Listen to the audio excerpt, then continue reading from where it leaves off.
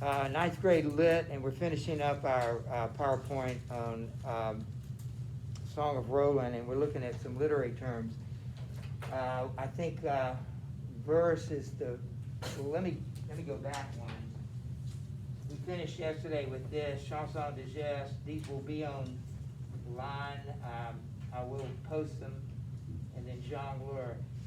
So verse, the word verse is a synonym for poem. So like you could use them interchangeably, yet there is a difference. Verse is often used as something more childlike. It's a rhythmical, metrical, rhymed competition. By the way, those things are often in poetry. Poetry has rhythm, it has rhyme, and sometimes meter. But if it's of lower quality, by lower quality, it sounds negative, but you're talking about for children. You know, something that is more for children. We typically don't call that poetry, like Dr. Seuss. In some ways it is poetry, but it's called verse because it's written for children. So if you ever hear that, The Cat in the Hat, for instance, Robert Louis Stevenson, who wrote the Dr. Jekyll, Mr. Hyde, wrote some children's verse. So if you were ever read those things as a child, that would be what the word refer. He even, Robert Louis Stevenson even called it that. A children's garden, not of poetry, but of verse. All right, here's one. Is the concept isn't probably new to you, but the word might be. You know what a mirror does. You look in it, it reflects you.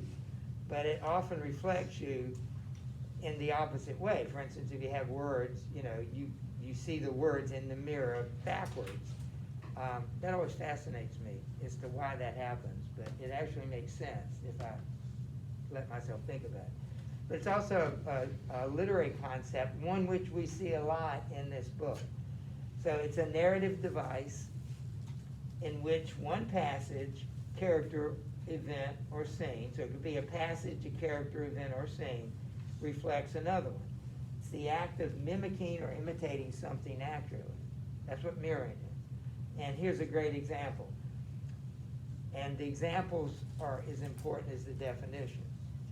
The scene in Song of Roland, which we are going to start maybe in just a few minutes, it actually starts with a scene where Charlemagne meets his council in an orchard outside Cordoba, which is in Spain. It mirrors an earlier scene in which Marsilian meets with his council in an orchard outside Saragossa. So really the first scene in the book is Marsilian meeting with a council of advisors in an orchard. What's an orchard? Like a place. I can't hear you. What's that? A place that like where you can pick fruit or whatever. Yeah, where do you pick fruit from? Apples, a tree. Trees. So fruit trees an orchard is fruit trees. So that's where his council is, and they are. He's talking to them about something, and then after that scene, there's a second scene in another orchard with another king. They are also talking about things, and that's how a lot of this book is written that way. And you'll say, "Didn't we see this? Didn't we just see this? You know, this is just like what we saw earlier." It's a kind of a simple way to do it. You know, it's not too sophisticated, but that's what it looks like.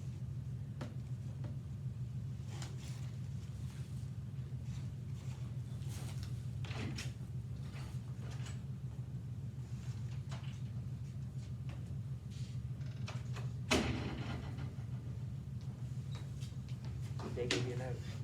Yeah, I was doing yearbook. Oh, okay, you already told me. So you need to write this journal, you know, the one you started yesterday with the story. Just keep writing it. Okay. And we just started this. Can we move on? Not yet, not yet. And this will be up on, I'll post the document on my Caldwell. So. But I tell you, it makes such a difference when you write something down. If you're constantly just giving the notes, you're gonna learn basically nothing if you don't engage in them. I notice when I'm trying to memorize something like a verse, I write it up on Mondays, and then we talk about it, and I get to look at it all week. By the end of the week, I know the verse. I haven't really consciously studied it. We've just talked about it like one day, but it remains up here, and I got those words circled underlined. That's how you remember things. Maybe there's a rare exception, people have photographic memories. I'm not one of those people. Well, most people are not, and it would make life a lot easier, wouldn't it? Little story, there was a famous, I think he was a famous basketball player out of Princeton who went and became a United States Senator. I can't remember his name right, but he had a photographic memory, and he actually wrote a book about how to develop your memory. He could stand, I don't know how many railroad cars or anything, but railroad cars have like 6, 8, 9-digit numbers.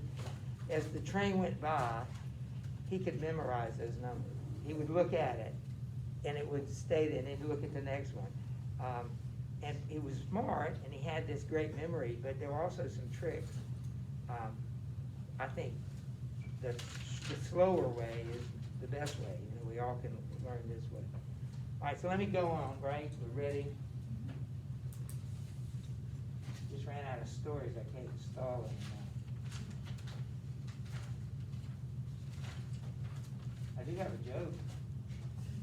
Did I tell you this joke? If you're ever attacked by a group of clowns, go for the juggler. The juggler, the vein, the juggler. All right, not spelled the same, but all right, that's all. I'm out. I'm plumb out now. All right, so Rapocchia. This, I guarantee, is one that you've never heard the term, but it's used multiple times in the book. The repetition of a phrase with slight differences in style, diction, or tone. So mirroring is a repetition of a scene, characters, action, place. Rapocchia is the repetition of the wording of something. Here's an example. Again, the example is key here. In L'Essay 41, which is stanza 41, somebody says, I know he's lived 200 years and more. In lesson 42, it says, 200 years I know have passed by him. It's the same thing. It's just slightly different. Lesson 244, L'Essay, grim is the battle and obstinately waged. The very next L'Essay, it says, grim is the battle and terrible and rude. The first time I ever read this book with my class, we'd read that and wait a minute, didn't we just read this? We'd get confused and say, are we rereading what we just read, and are we in the wrong place? So it is kind of maybe confusing at first when I just heard that, right? And yeah, you did. It's being repeated, and that's called Rapocchia. What is the value of repetition? Remember it better. What? Remember it more. Right. I mean, if you're an athlete, the only way to get better is to shoot 1,000 free throws.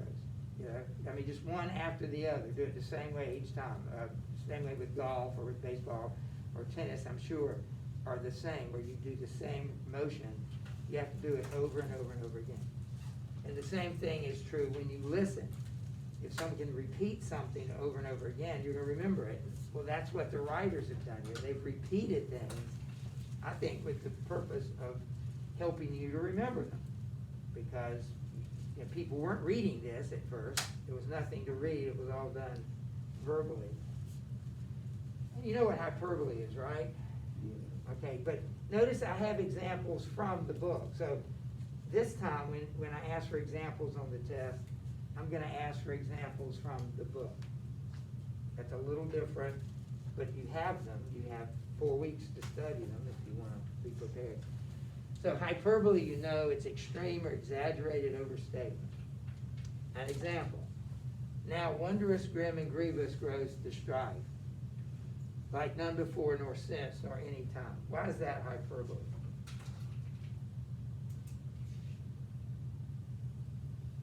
What's hyperbolic about that? When now wondrous, grim, and grievous grows the strife, like none before nor since nor any time. Yes, sir. The like none before nor since nor any time, 'cause it probably did happen before. And it probably will happen again, or worse, right? So that's a example of hyperbole. This is the greatest thing that's ever happened. This is the worst thing anybody's ever said. You know, when you make those kind of comments, they're not true. Somebody has said something worse, or will say something worse, or something worse will happen. Why do we do that then? Kind of to emphasize Ex- how God's doing it. Exactly. If you notice with a lot of literary terms, that's the point of the term, like alliteration. Why do you do that? Well, it sounds nice, but it emphasizes something. Why do you use hyperbole? It's kind of fun to hear, but it emphasizes. So writers use it in order to make a point. I think there's just one slide left, so good timing.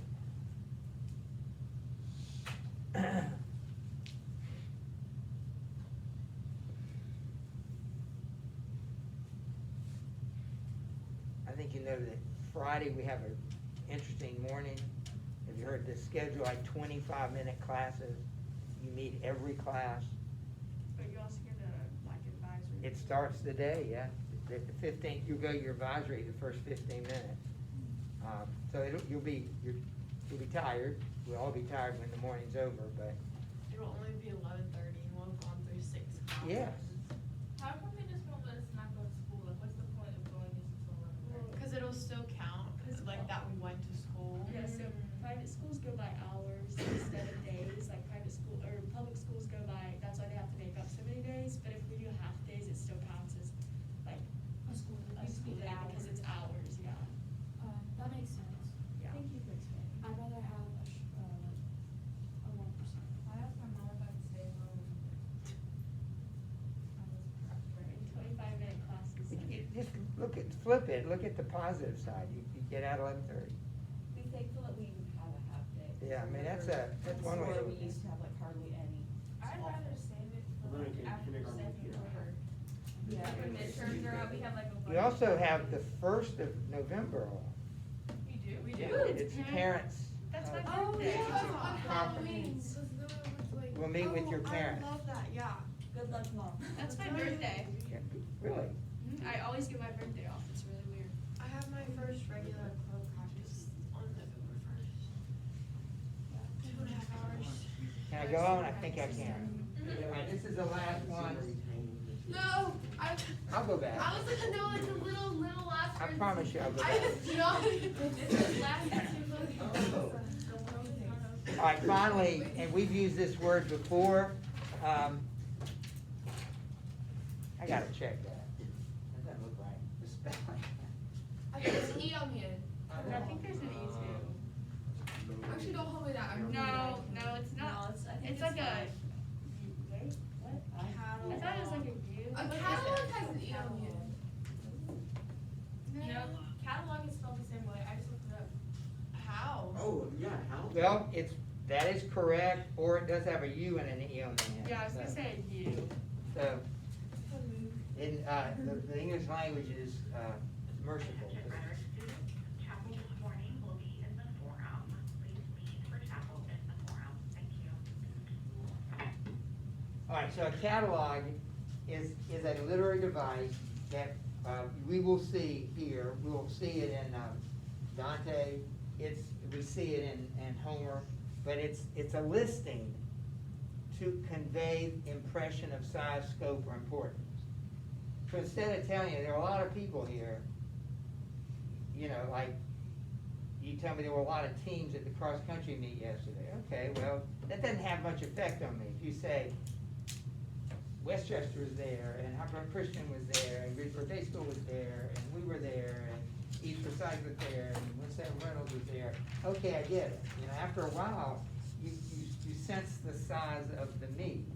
So it's good that you use, you know, it sometimes just listing. You don't have to list everyone, but you get the idea that this track meet was, or cross-country meet was, yeah, it's a lot of people. Cause it gives like importance, that much. Yeah, it can do that, it can be importance, size, or scope. And so the list of French officers sitting with Charlemagne in let's say 8's an example. The list of columns and officers in Charlemagne's army, we're actually gonna skip that. Because the book is a little bit longer, well, 1,000 words, 1,000 lines longer, we're gonna try to skip things that are skippable, like that list is not something we need to read every single stanza. And it takes place over like 7 pages, so it saves us the time in reading that. All right, so this is, every day's different. I'm looking at it, and today's Wednesday, right? And this is 8:55, right? Okay. So we're done with this. Bring your book tomorrow. We'll write one more time, and we'll start reading.